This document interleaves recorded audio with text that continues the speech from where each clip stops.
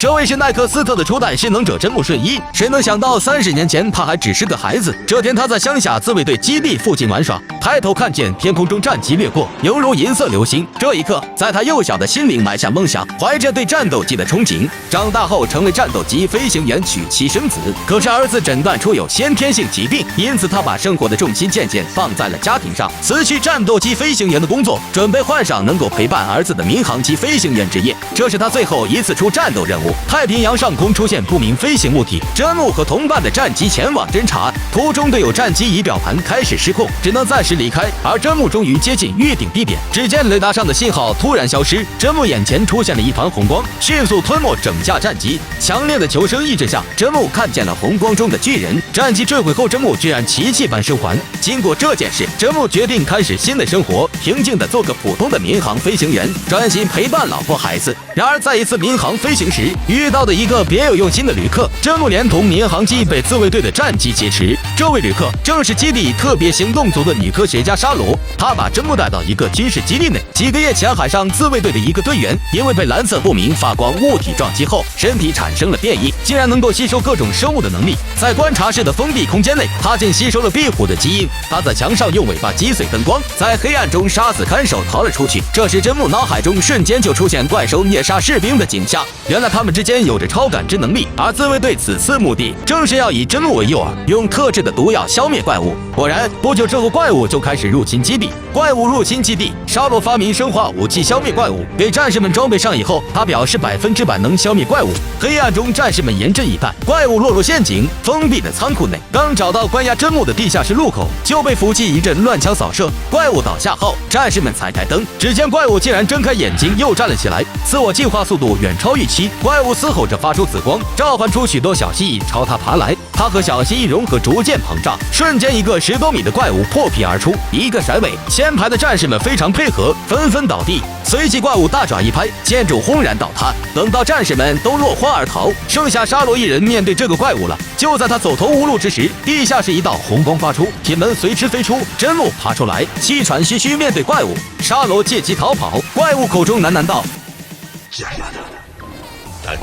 说完，怪物撕裂地面，在一个甩尾拦住去路。真木被砸在墙壁上，以为他要昏迷时，真木却睁开眼睛，眼中冒着红光。他站起身，红光在胸口逐渐闪现，原地居然出现一个身高10米、散发银色光芒的钢铁巨人。这就是奈克瑟斯奥特曼的不完全体形态。一奥一兽展开肉搏，奥特曼马上就被怪兽打倒。奥特曼回身一脚踢中怪兽下盘，又站起来对怪兽拳脚相加，把他锤到墙边。怪物眼看打不过，想将怒火洒在沙罗身上。危急时刻，奥特曼用身体护住沙罗，被怪兽甩了几个尾鞭，勒住脖子，再次落入下风。这时奥特曼右手发出金光，一个肘刀把怪物尾巴切断。奥特曼抓住怪兽脖子，脚肘不断踹击，把怪兽翻倒。正要乘胜追击，胸前红灯狂闪，能量不够了，用尽最后一丝力量，发出一个半月斩击中怪兽。打跑怪兽后，奥特曼又变回人间体。真木得知自己被利用，当成诱饵，原本十分气愤，但是沙罗不断请求，希望他能够用这份力量消灭怪兽。毕竟这个城市还有许许多多普通人生活，也包括阿珍的妻子和孩子。这段时间，针对怪物的生化武器在加紧研制。阿珍也得知怪物原来是沙罗的未婚夫，他们本要在明年结婚，却因为这样的事件，沙罗不得不亲手消灭自己的爱人。他们找到躲在新宿地下不断吸收毒气的沙罗未婚夫，心怀一丝希望的沙罗虽然朝着昔日的爱人开枪，但是丝毫不起作用。寄生兽化的男人伸长胳膊抓住沙罗，他的意识已经完全被怪物取代。沙罗终于朝他胸口开了一枪，愤怒的男人开始巨大化。真木上前，两人同时在剧烈的光芒中变身，又是不完全形态。短暂交锋后，怪物再次进化，这次变成40米的完全体。眼前奥特曼在他面前显得又小又无助。怪物冲破下水道来到街道上，人群四散逃离。怪兽口吐激光，一下就炸毁大楼。而不完全体的奥特曼救下沙罗后，在移动大楼坍塌前用身体保护了一对母女。剧烈的光芒汇聚，真木终于变成了完全体的奈克瑟斯奥特曼，身体部位有像流血般的红色，双臂出现肘刀。奈克瑟斯迅速冲上前去，决战正式打响。然而怪兽屡屡突出激光，导远程攻击，打得奥特曼狼狈躲闪。一时间，奥特曼飞了起来，怪兽也不甘示弱，无数的乌鸦朝着怪兽飞来。他吸收乌鸦的基因，在众人目瞪口呆的注视下，身后居然长出翅膀，也开始凌空飞翔。在空中，奥特曼发出黄色回旋光波，和怪物的激光抗衡，他们不断上升，竟直接抵达平流层。这一刻，他终于实现童年梦想，变成银色流星。就在这时，怪兽把目标放在城市建筑上，开始用激光摧毁大楼。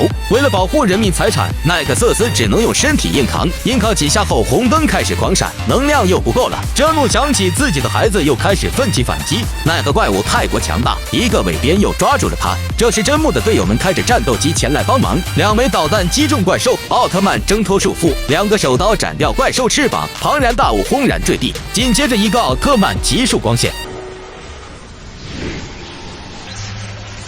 怪兽化为灰烬。终于，真木实现了开飞机的2次兜风的愿望。这就是人生，一切努力都是为了爱和守护。这就是奥特曼，无论跌倒多少次，都要站起来保护自己最心爱的人，保护这个世界。有奥特曼的地方就有光，所以小影相信奥特曼一定存在。关注我，我是小影，电影新解说，经典不错过。